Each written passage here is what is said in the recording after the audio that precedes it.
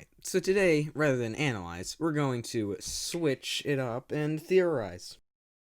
What? I thought it was funny. Come on, what am I doing with my life? Hello, Internet! Welcome to... Wait a minute, that's not right. Hello there, I'm the Syrup Snake, and today we're becoming more of a MatPat knockoff with this brand new game theory. I know I reference MatPat quite a bit, and that's because he's a pretty big inspiration for this YouTube channel, if you couldn't already tell. But it's even more important today because in this video I'm actually going to be referencing his old Mario videos, especially this one. So if you want to better understand this, go watch that video.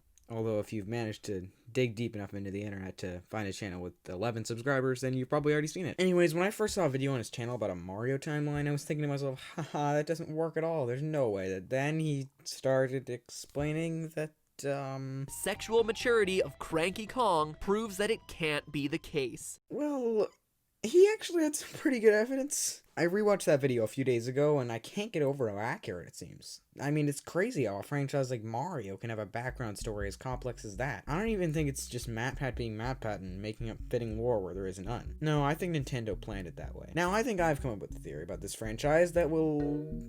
Well, it might not blow your mind as much as Luigi and Peach being the parents of Rosalina, but it will at least surprise a few people. I'm here to explain exactly why Mario and Peach are not really in love. And no, I'm not just repeating what MatPat said about him ending up with Daisy. There is another romance happening behind the scenes of this entire wacky world of a video game series. And here is why. Oh goody, now that I actually have your attention, instead of giving you what you want, I'm gonna ask you to please subscribe. Okay, so I'm sure anyone who's dug through the internet enough to discover my channel knows about the theory that Princess Peach staged her kidnappings. MatPat covered this one a while back, and he did a really good job. To sum it up, you know how Bowser always has that gosh diddly darn axe right behind him during every single boss fight? Don't you think that he'd learn his lesson after... Well, I mean, you don't even really need to do that once to realize how stupid it is. He could just take a few steps back and let Mario fall in, who clearly is not resistant to lava. Here's another thing. Bowser and his Koopalings never really die. They always come back. Also, geez, Mario, just hop onto the gosh darn ship and get your princess back. It's really not that hard. It's right there. We've seen you jump before. I know you can do it. You done messed up, Aaron! It always looks like there's no logical reason for so many of the events in these quests, and then afterwards they all go go-karting. Since MatPat was able to confirm with genetics and lore-based evidence that Luigi and Peach are the parents of Rosalina, it's pretty clear that they ended up together. But here's where my theory takes a turn from MatPat's timeline. MatPat concluded that Mario ended up with Daisy because of the little heart at the end of Super Mario Land. This is where I have to disagree. There's more evidence towards this one also being fake. First of all, Daisy and Peach are pretty close friends. They're often paired up in the spin-off games, and they've probably interacted a lot before, because the Mushroom Kingdom and Sarasa Land are close enough for Mario to walk between. What probably happened was Daisy was talking to Peach about the boring life of being cooped up in her castle all day, and Peach recommended that she try out one of those staged kidnappings, and she did, with some random alien guy rather than Bowser, because at this point it's pretty clear to the audience that Bowser only wants Peach. After Mario saves her, she decides that the fake kidnappings aren't for her, and it never happens again unless you count Remix 10 in Super Mario Run, which probably happened because... Yeah, I really don't know why that one happened. But she acts a lot like Peach would in that ending of the game, probably hinting at that being staged as well. And wait, hang on, didn't it say in the tutorial for Remix 10 that Daisy was just lost there? Sure, she was in Bowser's castle, but we see plenty of other Bowsers in Remix 10. Just forget about it, okay? Remix 10 doesn't matter, and the Nintendo mobile games are just a cash grab. Also, keep in mind that at the end of Super Mario Land, Mario says some cliche stuff, Daisy says some cliche stuff, and it's very obvious that these are fake. So if Mario doesn't end up with Peach and he doesn't end up with Daisy, then what's the destiny of this hero of the Mushroom Kingdom? Well, I've found evidence to believe that he's a loner. No, he ends up with Pauline. Immediately, this presents huge problems to MatPat's timeline, but I promise, everything has an explanation. So, just keep watching. I really need the watch time, please help me.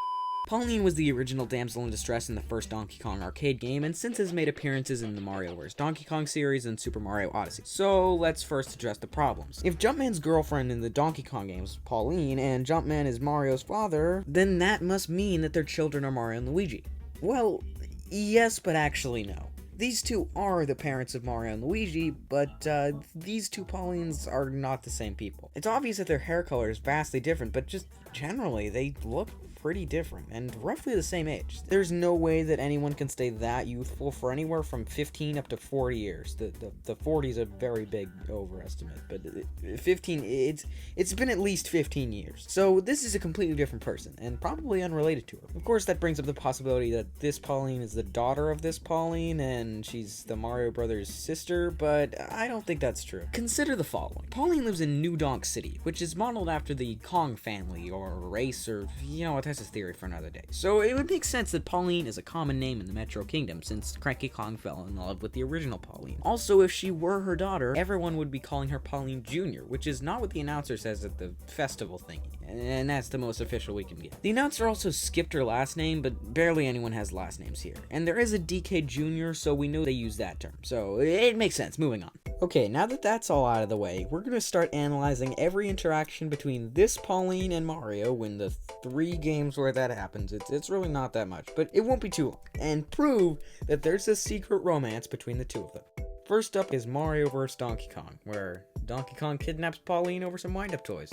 Now, based on every time a woman gets kidnapped in this series, you'd think it's fake, but I think I can say with 85% certainty that they are real. Let me give you a rundown. In the second and third Mario vs. Donkey Kong games, it starts with Mario and Pauline starting a new toy line. Donkey Kong arrives asking for one, and since they're out of stock, out of frustration, he kidnaps Pauline. At first glance, it seems like a situation as ridiculous as this would be fake, but looking at it a bit more can lead to a different conclusion. We can learn this from the behaviors of 4 key characters: Mario, Donkey Kong, Peach, and Pauline. Mario, when he's safely acting out the planned events of a staged kidnapping, bounces around, hopping from platform to platform with ease. But what do we see him doing in Mario vs. Donkey Kong? Using the toys. That's right, the toys, the wind-up toys. He's not actually skilled enough to rescue a damsel in distress on his own. Also, if these toys are that powerful, it might give Donkey Kong a motivation to steal them in the first game and kidnap Pauline in the second and third games, even if it was masked by Donkey Kong's childish behavior. Now, let's compare Peach's kidnappings and Pauline's kidnappings. When Peach is kidnapped, it's almost obvious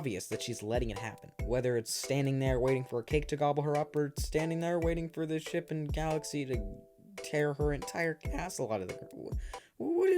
She's letting it happen. Now, let's look at Pauline. The first time it doesn't really matter because they've never seen it before and aren't really anticipating it, like the Bowser situations. But the second time, there are some differences. DK waltzes up and asks for a toy when Mario tells him they're out of stock. DK beats his chest angrily, but based on the peaceful ending of the last game, Mario doesn't suspect anything. But Pauline gets a little nervous, remembering what happened last time. It's that key factor that makes everything more believable. Pauline is terrified. She's screaming for help when all we get from Peach is a calm... Peach also just calmly sits there in her cage when the battle rages on right in front of her, while Pauline is quivering and shaking. She believes that she's in real danger. It's all that makes me think that these kidnappings are real. And if Mario's putting himself, or the toys, through all this trouble to get her back, she's probably more important than a business partner. So, all that being said, looking at everything else we know about these two, they're a pretty compatible match. Just look at the two of them. Both of them are celebrities in their world, with Mario being a princess rescuing hero and Pauline being the mayor of New Donk City as well as an accomplished singer. I mean, for some reason, celebrities tend to date each other. I don't know why, but it helps this theory. Also, just look at the way they interact. Of course, there's the my hero line in Mario vs. Donkey Kong, but the real big stuff is in Odyssey. Right away from some of this level, we can get confirmation that the two are not related as mother and son or siblings. Just look at this interaction when Mario arrives in New Donk City. That's one of the many similar conversations that occur in this level of the game. If she were his mother, they'd probably hug or something, I don't know. Just think about it. Why would they try to hide that? It would make more sense because she seems more like a love interest of Mario based on what happened in Mario vs. Donkey Kong. It would clear up confusion and nobody would suspect anything of their situation.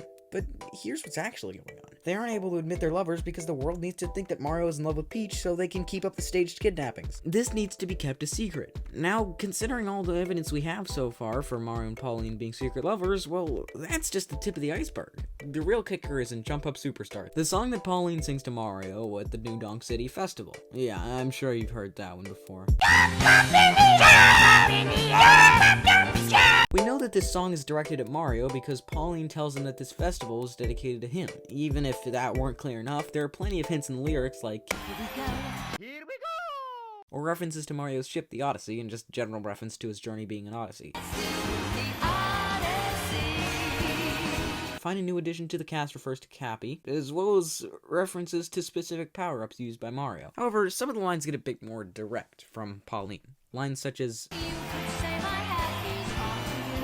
and as well as the very well-known line of, I'll be your one-up girl. there's even more than that, like, You're my superstar. and Jump up 'cause you know that I'll be there. and this is a big one, Every journey starts a new romance. which can be talking about Mario's many romances, or what's probably happening, she's suggesting a new romance with her. Wait, I actually want to see whether... and okay, enough of dumb people on the internet. I think we can finally, with all this evidence, put together a complete story. Pauline #1 and Jumpman do a thing, and after Jumpman dies in DK Jr., Pauline gives her kids to a store, and the Mario Bros are basically raised by Yoshis. They start their careers as plumbers, but eventually become heroes after they rescue Princess Peach so many times, and eventually become so popular that they launch a toy line. It's in that business that they meet this Pauline, and her and Mario fall in love, keeping everything a secret. Think about it. We know that it's mutual because if Mario weren't close enough to Pauline to tell her, then she would assume that all the kidnappings are real and back off. But she knows. And after all of Mario's princess rescuing, turtle stomping, he and Pauline are finally able to live the life they deserve. And Luigi marries a princess and has an intergalactic space traveling godlike princess child. Yeah, I told you this one wouldn't knock your socks off like the Luigi and Peach one, but yeah, I got nothing. Yeah, so like, subscribe, do all that stuff that the YouTubers say. I'm sure you're tired of hearing it at this point, and feel free to ask questions regarding this theory in the comments. Okay, channel announcements. First of all, I have a Discord server. Please join that if you want. It's a great place to suggest topics and ask questions about these videos, or give feedback on my channel, or just chat, I guess. And upload schedule. Well, now that school is out, I'm gonna shoot for weekly uploads, but given my track record, that's all for now, and I'll see you around. Thank you for watching. Also, next video, I promise not to mention MatPat. Bye-bye. It's time to jump up and